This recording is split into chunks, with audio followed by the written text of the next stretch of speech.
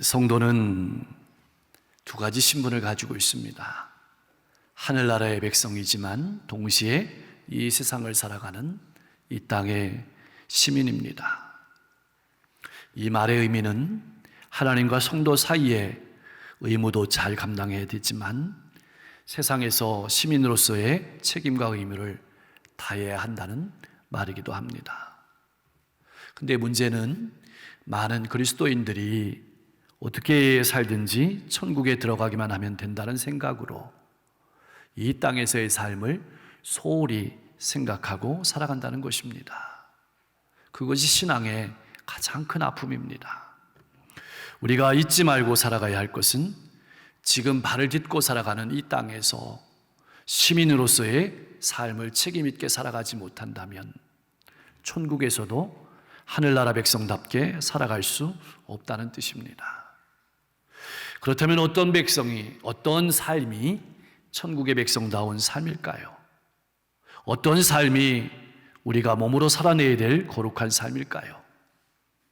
어떤 삶이 건강한 교회를 이루는 삶일까요? 어떤 삶이 하나님 나라를 확장하는 삶일까요? 어떤 삶이 복된 삶일까요? 오늘 본문은 그것을 정확하게 말해주고 있습니다. 바로 사랑하는 삶이다. 그러면서 오늘 본문은 우리에게 이런 질문을 던집니다. 당신의 삶은 사랑하며 살아가는 삶입니까? 바울은 권면합니다. 피차 사랑의 빚 외에는 아무에게든지 아무 빚도 짓지 말라. 남을 사랑하는 자는 율법을 다 이루었느니라. 우리가 살아가면서 짓지 말아야 될 빚이 있습니다. 감당할 수 없는 물질적인 빚이나 또는 금전적인 빚은 절대 지지 말아야 합니다. 그러나 이와는 반대로 반드시 져야 될 빚이 있습니다. 그것은 사랑의 빚입니다. 사랑은 단순한 의무가 아니라 채무라는 뜻입니다. 갚아야 한다는 뜻입니다. 그러나 아무리 갚고 갚아도 갚을 수 없는 빚이 있습니다. 그것이 바로 사랑의 빚입니다. 아무리 갚아도 갚을 길이 없는 사랑의 빚을 지고 살아가는 존재가 우리들입니다. 우리 모두 갚을 길이 없는 사랑의 빚을 지고 이 세상에 태어났습니다. 그래서 우리는 할 수만 있다면 부모님으로부터 받은 사랑을 우리의 자녀들에게도 그대로 베풀어 주는 것입니다. 하나님으로부터 받은 사랑도 마찬가지입니다. 우리는 하나님으로부터 엄청난 사랑을 받았습니다. 그것은 도무지 갚을 길이 없습니다. 우리가 아무리 이웃을 사랑한다고 해도 그 빚을 다 갚을 수 없습니다. 사랑의 빚은 계속해서 새롭게 청구되는 것입니다. 우리가 하나님 앞에 설 때까지, 하나님께서 우리를 불러가실 그때까지 채무자의 심정으로 이웃을 사랑하며 빚을 갚아야 합니다. 만일 우리가 형제자매를 사랑하고 용서하지 않으면 하나님께서 그 빚을 갚으라고 하실 것입니다. 또한 이 말은 서로 사랑하는 데만 빚을 지라는 말이기도 합니다. 다른 곳에는 빚을 짓지 말고 사랑하는 곳에만 빚을 지고 살아가라. 사랑을 많이 줌으로써 상대방에게 빚을 지도록 살아가라는 것입니다. 왜냐하면 사랑을 받은 사람만이 사랑을 할 줄 알기 때문에 그렇습니다. 사랑받지 못하면 사랑하기가 어렵습니다. 우리도 하나님으로부터 사랑을 받았기 때문에 사랑하게 된 것입니다.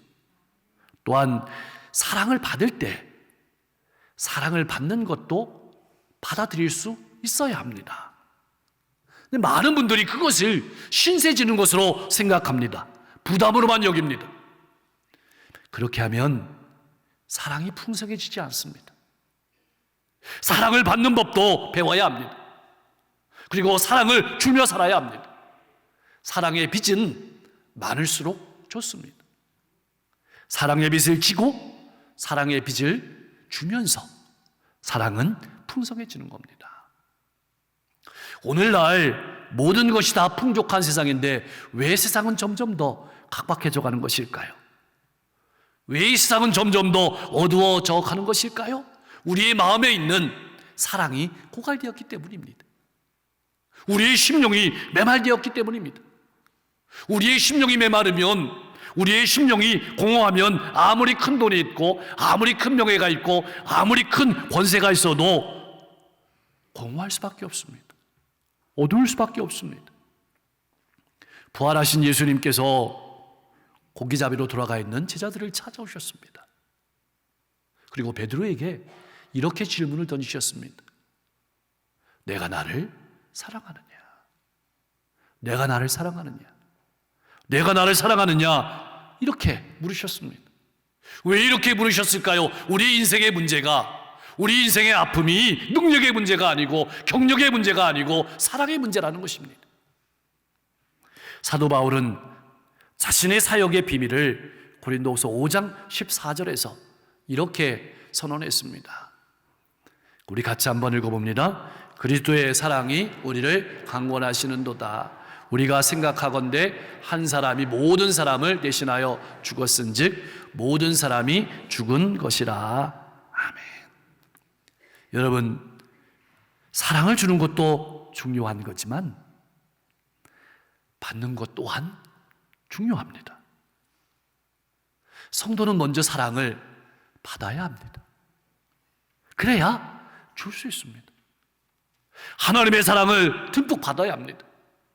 우리가 하나님을 사랑한다는 말은 어떤 의미일까요? 하나님으로부터 받은 사랑을 누구인가에게 흘러보낸다는 뜻입니다. 이웃을 사랑한다는 말도 무슨 말일까요? 누군가에게 받은 사랑을 나눈다는 것입니다. 뒤따르는 말씀이 참 의미심장합니다. 남을 사랑하는 자는 율법을 다 이루었느니라. 율법을 다 이루었다는 말은 사랑은 율법의 완성이기 때문에 더는 율법이 필요 없다는 의미가 절대로 아닙니다. 우리가 주목해야 될 표현이 9절 마지막에 보면 다 들었느니라 라는 말입니다.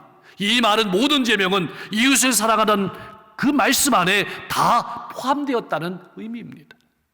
다시 말하자면 사랑은 모든 계명을 포함하는 계명이라는 뜻입니다. 따라서 성경이 말하는 바는 사랑이 오면 율법이 폐지된다는 말이 아니고 모든 율법을 포괄하는 사랑을 행함으로써 율법을 이루온다, 율법을 성취한다는 말씀입니다. 생각해 보십시오. 이웃을 사랑하는 사람이 어떻게 남의 것을 도둑질할 수 있겠습니까? 이웃을 사랑하는 사람이 어떻게 간음할 수 있겠습니까? 이웃을 사랑하는 사람이 어떻게 사기칠 수 있겠습니까? 이웃을 사랑하는 사람이 어떻게 살인할 수가 있겠습니까? 그래서 10절 말씀은 이웃을 사랑하는 자는 율법을 성취하게 되는 것이라고 말하고 있는 것입니다. 결국 사랑의 문제는 그 사람의 본질의 문제입니다. 정체성의 문제입니다. 나는 하나님의 엄청난 사랑을 받은 하나님의 자녀라는 사실을 믿고 고백하며 살아가고 있습니까? 그렇다면 내 본질이, 내 삶의 본질이 사랑이라는 것입니다.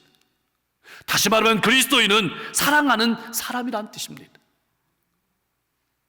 하나님은 사랑이시기 때문에 성령께서 맺으시는 모든 열매도 사랑의 열매입니다. 우리가 잘 아는 갈라디아서 5장에 나오는 성령의 열매가 이런 열매가 있습니다. 사랑, 희락, 화평, 오래 참음, 자비, 양선, 그리고 충성과 온유와 절제. 다 다른 말이죠. 그런데 이 9가지 열매를 깊게 들여다보면, 자세하게 살펴보면 공통점이 있습니다. 그 9가지 열매가 모두 다 사랑의 열매입니다. 예수님께서 행하신 모든 사역들이 다 달라 보입니다. 근데 그 공통적인 사역이 사랑의 사역입니다. 영혼을 불쌍히 여기는, 긍휼히 여기는 사역입니다. 그러므로 하나님과 더불어 살아가는 그리스도인들이 가져야 될 본질적인 성품은 사랑입니다. 이것이 그리스도인의 정체입니다. 다시 말하면 여러분과 저의 정체성은 사랑하지 않고는 살아갈 수 없는 사람, 사랑하지 않으면, 용서하지 않으면 밤에 잠을 잘 수 없는 사람, 그것이 그리스도인의 정확한 정의일 것입니다. 이 말의 더 깊은 뜻은 사랑하지 않으면 하나님과 동행할 수 없다는 뜻이기도 합니다. 그래서 8절 말씀에 피차 사랑의 빚 외에는 아무에게든지 아무 빚도 지지 말라. 이 말씀은 이렇게 읽어볼 수 있습니다. 아무 빚도 지지 말고 사십시오. 대신 결코 갚을 수 없는 오직 하나의 빚, 사랑의 빚만 지고 죽는 날까지 사랑하며 살아가십시오. 이런 말입니다. 사랑하는 성도 여러분, 우리는 어떻게 하면 좀 더 이 빚을 갚을 수 있을까요? 여러분 식사하실 때 어른들을 위해서 좀 더 배려하십시오. 자녀들을 위해서, 어린아이들을 위해서 자리를 양보하는 것도 빚을 갚는 일입니다. 장애인들을 위해서 좋은 시설을 만들고 예배의 환경을 만드는 것도 빚을 갚는 일입니다. 더 나아가서는 몸이 불편하신 분들을 위해서 차를 멀리 세우고 걸어오는 것도 빚을 갚는 일입니다. 사랑하는 성도 여러분, 잊지 마십시오. 그리스도인은 사랑하는 사람입니다. 왜냐하면 그리스도인의 뿌리가, 우리의 뿌리가 하나님의 사랑이기 때문에 그렇습니다. 무엇보다 우리는 사랑에 더욱 힘써야 합니다. 지금이 바로 비상시기이기 때문에 그렇습니다. 11절 말씀은 이렇게 말하고 있습니다. 자다가 깰 때가 벌써 되었으니, 주님께서 오실 날이 얼마 남지 않았다는 뜻입니다. 이 말을 깊게 생각해 보면 말세에는, 오늘 이 시대에는 잠들 수 있는 유혹이 많다는 뜻입니다. 사랑하지 않아야 될 이유가, 용서하지 않아야 될 이유가 많다는 뜻입니다. 여기서 자고 있다는 말은 주님의 재림을 맞이할 준비가 전혀 안 되었다는 의미입니다. 여러분, 지금 이 시간 주님이 오시면 여러분은 어떻습니까? 걱정이 없습니까? 왜 우리가 깨어 있어야 될까요? 바로 구원의 날이 우리가 처음 믿을 때보다 더 가까워졌기 때문입니다. 세상 사람은 오늘의 기점에 서서 미래를 바라봅니다. 그런데 그리스도인은 미래의 기점에 서서 오늘을 살아가는 사람입니다. 주님 앞에 서게 됐을 때를 바라보며 오늘을 살아가는 겁니다.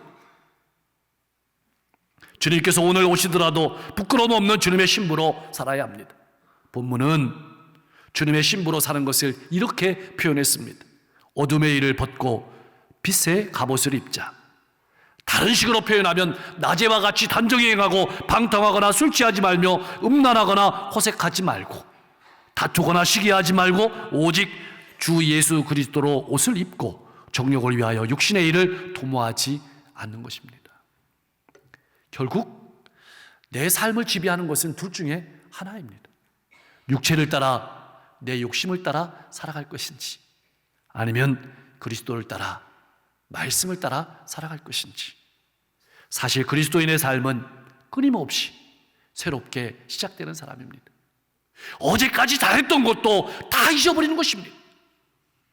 어제까지 못했던 것도 다 잊어버리고 오늘 새롭게 시작하는 것입니다. 오늘 새롭게 사랑하고, 오늘 새롭게 사랑하고, 날마다 내 마음과 삶을 끊임없이 점검하고 또 점검하고 처음으로 돌아가고 또 처음으로 돌아가는 삶이 그리스도인의 삶입니다. 오늘날 세상은 전에는 상상하기 어려울 정도로 경제적으로 번영했습니다.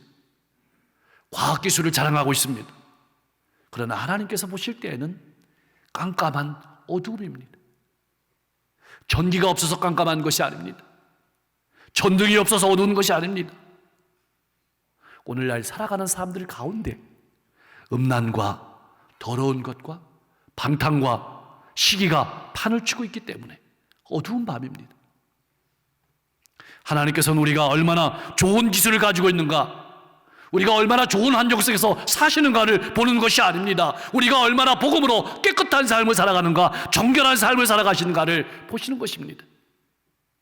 따라서 오늘 우리가 믿음의 사람으로 취해야 될 행동은 죄악된 세상에 물들지 않고 순결함을 지키는 것입니다. 그래서 요한계시록 18장 4절에서는 이렇게 권면합니다. 우리 같이 한번 읽어보겠습니다. 또 내가 들으니 하늘로부터 다른 음성이 나서 이르되 내 백성아 거기서 나와 그의 죄에 참여하지 말고 그가 받을 재앙을 받지 말라. 아멘. 여러분, 인생의 정의가 무엇일까요? 인생은 자체가 시간입니다. 즉 인생을 관리한다는 것은 시간을 관리한다는 뜻입니다.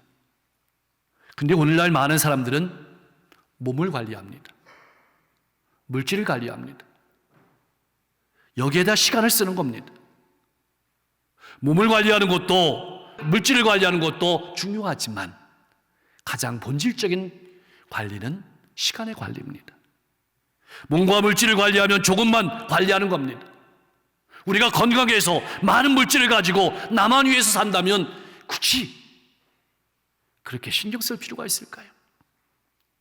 오늘도 하루해가 저물어가고 있습니다. 한 주가 얼마나 빨리 지나가는지요. 한 달은, 1년은 옛날 어르신들이 말씀하는 말씀이 떠오릅니다. 50대에는 시속 50km로 가고 70이면 시속 70km로 간다. 주님 앞에 설 날이 점점 가까워지고 있다는 것은 분명한 사실입니다. 나는 이 날을 바라보고 오늘을 살아가고 있습니까? 아니면 세상 사람처럼 오늘만 바라보고 오늘을 살아가고 있습니까? 우리가 해야 될 일은 무엇을 하는 것일까요? 바로 사랑하는 일입니다. 잠에서 깨어 새날을 맞이할 준비를 하는 것입니다. 그렇다면 어떻게 하면 새날을 맞이할 수 있을까요? 우리가 새날을 맞이하면 해야 될 행동이 있습니다. 어젯밤에 입었던 옷은 벗어버려야 합니다. 그리고 새로운 옷을 입어야 합니다. 벗어버릴 것은 어둠의 일입니다. 입어야 할 것은 그리스도의 옷입니다. 예수와 함께 죽고 예수와 함께 살아야 합니다. 12절 말씀에 단정히 행한다는 뜻은 이런 뜻이 있습니다. 어울리게 행동한다는 뜻입니다. 다시 말하면 그리스도인의 신분에 맞게 행동한다. 나는 이 마지막 시대에 그리스도인의 신분에 맞게 살아가고 있습니다. 둘째는 예의를 다한다는 뜻이 있습니다. 세상 사람들 앞에 정말 그리스도인의 모습을 드러내며 살아가고 있습니까? 세상 사람은 믿는 사람을 통해서 하나님을 봅니다. 세 번째로 성숙하게 행동한다는 뜻이 있습니다. 오래 믿었는데 말과 행동이 성숙하지 않으면 단정하지 못한 것입니다. 준비하지 못하는 것입니다. 깨어있지 않은 것입니다. 나는 단정히 살아가고 있습니까? 내 삶을 통해서 하나님을 보여주고 있습니까? 점점 더 성숙한 삶을 살아가고 있습니까? 사랑하는 성도 여러분, 여러분이 입고 살아가고 있는 옷은 어떤 옷입니까? 오늘날 세상 사람들은 모두 어떤 형태로든 옷을 입고 살아가고 있습니다. 어떤 사람은 재물이라는 옷을 입고 살아가고 있습니다. 어떤 사람은 명예라는 옷을 입고 살아가고 있고, 어떤 사람은 권력이라는 옷을 입고 살아가고 있고, 어떤 사람은 쾌락이라는 옷을 입고 살아가고 있습니다. 내가 입고 살아가고 있는 옷이 주님 앞에 서게 됐을 때 나를 책임질 수 있는 옷입니까? 그렇지 않다면 시간이 있는 동안에, 생명이 있는 동안에 벗어버려야 합니다. 예수 그리스도로 옷을 입어야 합니다. 사랑하는 성도 여러분, 어떻게 하면 정신을 차리고 나를 지키며 사랑하며 빚을 갚으며 살아갈 수 있을까요? 늘 깨어 기도해야 합니다. 여러분, 모든 것도 기도해야 되지만 내가 살아가고 있는 이 삶의 시간 동안에 어둠의 실체를 깨닫게 해달라고, 사랑하지 못하게 하는 그런 원인이 깨닫게 해달라고, 그래서 사랑하며 살아갈 수 있게 해달라고 기도해야 되는 것입니다. 그리고 어둠이 깊어감에 따라서 새벽이 다가옴도 우리가 깨달아야 합니다. 여러분, 보통 새벽 동트기 전이 가장 어둡습니다. 가장 춥습니다. 그러므로 우리가 살아가는 세상이 여러분이 느낄 때 점점 춥다고 느껴진다면 우리는 깨달아야 합니다. 새벽이 밝아오겠구나. 지금도 세상 이곳저곳에서 많은 소리가 들려옵니다. 교회가 한심하다. 교회가 무너져간다. 이건 사랑을 달라고 아우성치는 소리입니다. 우리가 깊게 귀 기울여 듣고 돌이켜야 합니다. 그러나 또한 우리가 하나님의 말씀을 붙들고 힘있게 살아가며 살아가야 합니다. 이제 하나님께서 역사하실 때가 다가온 것입니다. 다시 한번 이 땅의 교회들이 건강하게 세워지게 해달라고 기도해야 합니다. 그리고 그렇게 기도하고 영적으로 느낀다면 남은 것은 하나입니다. 정신을 차리고 시간을 아껴서 사랑하며 용서하며 빚을 갚으며 살아가는 것입니다. 여러분, 우리가 쓰는 말 중에 위기라는 말이 있습니다. 근데 여러분, 이 말의 의미를 아십니까? 우리는 위험한 것으로만 받아들이지만 이 말은 위자는 위험한 말이지만 기자는 기회입니다. 위험하다는 말은 이 위험과 기회가 합쳐진 말입니다. 오늘 이 시대가 딱 그렇습니다. 분명히 위기입니다. 위험하지만 또한 부흥의 기회인 줄 믿습니다. 주님 오실 날이 멀지 않았습니다. 힘내십시오. 깨어 있어서 한 영혼이라도 더 사랑하며 빚을 갚으며 살아가는 복된 성도님들이 다 될 수 있기를 주님의 이름으로 간절히 축복합니다. 기도하겠습니다. 하나님께서 불러가시는 그날까지 늘 사랑의 빚진 자로 이웃을 사랑하며 빚을 갚으며 살아가게 하여 주옵소서. 하나님으로부터 받은 사랑을 흘려보내며 나누며 살아가는 신앙인 되게 하여 주시옵소서. 살아가지 않고는 살아갈 수 없는 존재임을 깨달아 알게 하시고 오늘 주님께서 오셔도 부끄러울 것이 없는 삶을 살아가게 하옵소서. 건강도 잘 관리하게 하시고 물질도 잘 관리하게 하옵소서. 그러나 무엇보다 시간을 잘 관리하며 남은 인생의 시간을 아끼며 선용하며 사랑하며 살아가게 하여 주시옵소서. 지금은 캄캄하지만 곧 새벽이 밝아옴을 바라보며 깨어 있어서 한 영혼이라도 더 사랑하며 빚을 갚으며 살아갈 수 있는 우리가 되게 하여 주옵소서. 세계 곳곳에 많은 아픔이 있습니다. 오늘도 지진으로 말미암아서 많은 어려움 가운데 있는 민족이 있습니다. 속히 회복시켜 주시고 전쟁이 속히 그쳐지게 하시고 아버지 오속히 회복이 될 수 있도록 역사해 주시며 오늘 이 자리에 많은 성도님들이 삶의 아픔과 고민을 가지고 나왔습니다. 그 마음속에 있는 아픔과 고민을 만져주시고 해결하여 주옵소서. 아침 저녁으로 쌀쌀합니다. 환절기에 건강을 지켜주시고 건강해서 마음껏 아버지 움직여도 부족함이 없도록 축복해 주시고 그 움직인 가운데 수많은 영혼들을 사랑하고 섬김이 있게 하여 주옵소서. 교회의 후반기 사역이 시작되었습니다. 기도하고 준비하고 행하는 모든 과정 가운데 풍성한 열매가 맺혀지게 하시고 특히 속회와 선교회가 왕성하게 활동하게 하시고 육신의 질병 가지고 마음의 아픔을 가지고 삶의 외로움을 가지고 나와 있는 많은 성도들이 있습니다. 하나님께서 만드신 몸과 마음과 인생이 오니 하나님 능력의 손으로 만져주셔서 질병을 치유하여 주시옵소서. 고통을 치료하여 주시옵소서. 외로움과 한숨을 만져 주시옵소서. 기쁨과 확신으로 소망으로 가득 채워 주시옵소서. 오곡백과가 열매를 맺는 열매의 계절입니다.